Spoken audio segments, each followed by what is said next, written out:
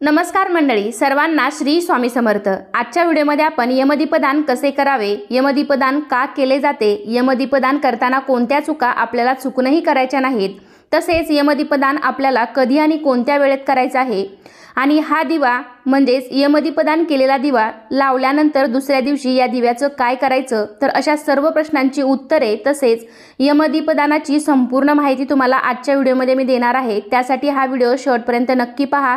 चॅनेलवरती नवीन असाल तर चॅनेलला नक्की सबस्क्राइब करा। लगेचच आजच्या व्हिडिओला सुरुवात करूयात। दिवाळीचा दुसरा दिवस धनत्रयोदशी ही आलेली आहे 18 ऑक्टोबर 2025 रोजी, वार आहे शनिवार। या दिवशी आपण आरोग्याची देवता धन्वंतरी यांची पूजा करतो। तसेच या दिवशी यमदीपदान देखील केले जाते। यमदीपदान म्हणजेच धनत्रयोदशीच्या दिवशी संध्याकाळी यमदेवाला प्रसन्न करण्यासाठी एक दिवा लावला जातो। या दिव्याचा अर्थ म्हणजे आपण यामध्ये साक्षात यमदेवाला प्रसन्न करतो आणि आमच्या घरी अकाली मृत्यू होऊ नये म्हणून त्यांना प्रार्थना करत असतो।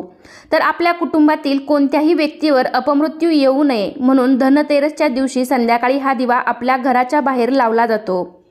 यानंतर आपण पाहूया की यमदीपदान करण्यासाठी हा दिवा कसा बनवायचा। यमदेवासाठी दिवा बनवताना आपण फक्त गव्हाचे पीठ, हळद आणि पाणी वापरून हा दिवा बनवणार आहोत। आपल्याला पहिली चूक करायची नाही ती म्हणजे हे पीठ मळताना यामध्ये चुकून सुद्धा मीठ टाकायचं नाही।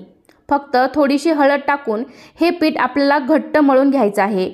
पीठ थोडं घट्ट मळलं तर आपल्याला दिवा चांगला बनवता येतो। अनेक वेळा आपल्या घरामध्ये चपातीचं पीठ शिल्लक राहिलेलं असतं तर त्यापासून आपण दिवा बनवतो, पण चुकून सुद्धा या पिठापासून दिवा असा बनवू नका, कारण त्यामध्ये आपण मीठ टाकलेलं असतं।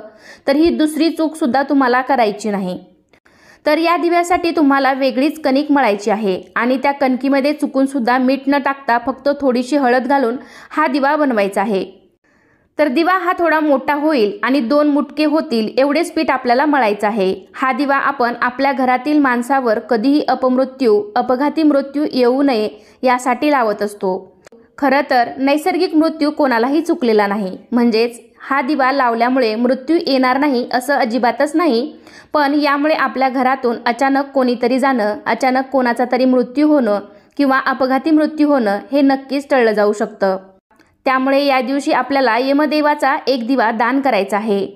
तर या ठिकाणी मी तुम्हाला हा दिवा कसा बनवायचा ते दाखवत आहे। तर आधी मी थोडेसे छोटे छोटे 2 गोळे बाजूला काढून घेतले आणि त्यानंतर उरलेल्या कणकेचा आपण दिवा बनवायचा आहे। शक्यतो थोडासा मोठा दिवा आपण बनवावा, कारण त्यामध्ये जास्त तेल मावतं आणि दिवा जास्त वेळ तेवत राहतो। दिवा जास्त वेळ तेवत राहिलेला चांगलंच आहे, त्यामुळे शक्यतो थोडासा मोठा असा खोलगट दिवा बनवावा। खरे तर यमदीपदान हे 3 पद्धतीने केलं जातं।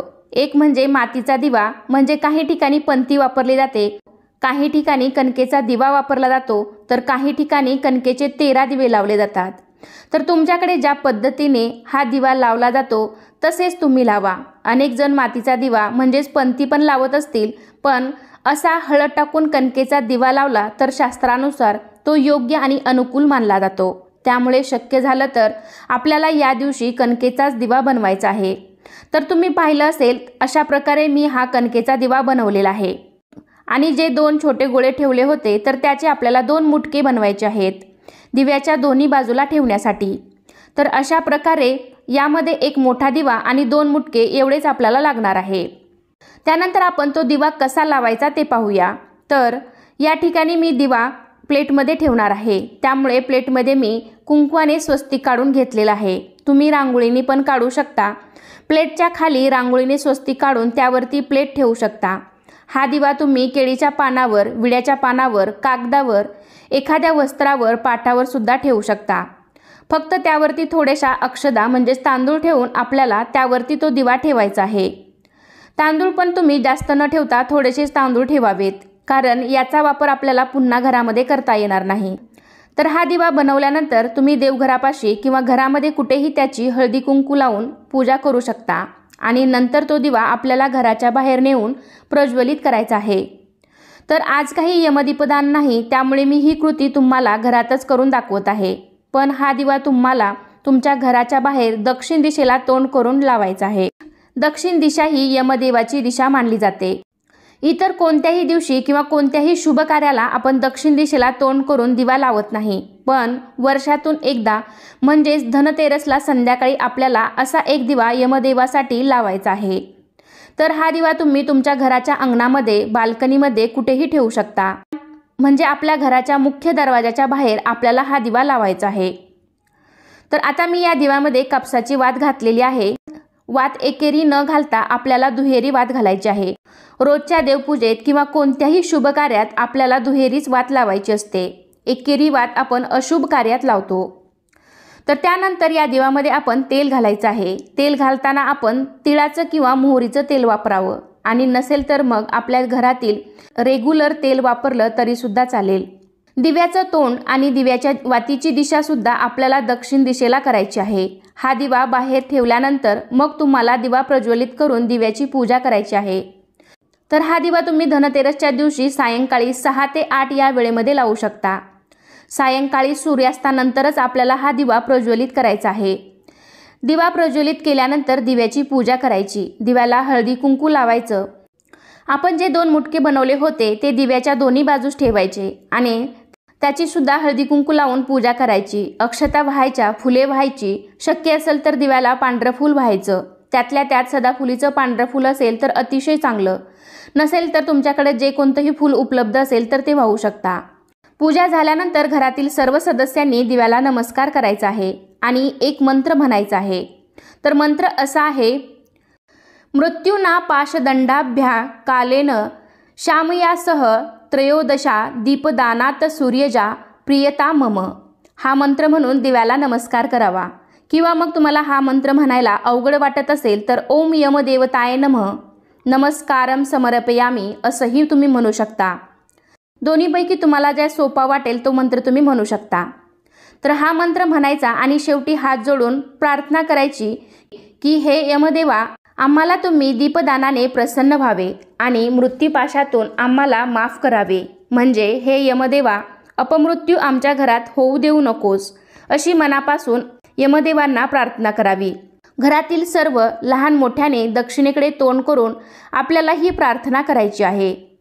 तर आता हल्ली बाजारामध्ये सुद्धा मोठे मोठे दिवे विकत मिळतात। ते चौमुखी असतात, तर ते दिवे तुम्ही शक्यतो वापरू नका। तसे दिवे तुम्ही डेकोरेशनसाठी वगैरे वापरू शकता, पण यमदेवासाठी लावलेला दिवा हा एकाच वातीचा असावा, जेणेकरून त्याची दिशा दक्षिणेकडे होईल। जर तुम्ही चौमुखी किंवा 4 वातीचा दिवा लावला तर 4ही दिशांना त्याची ज्योत असेल।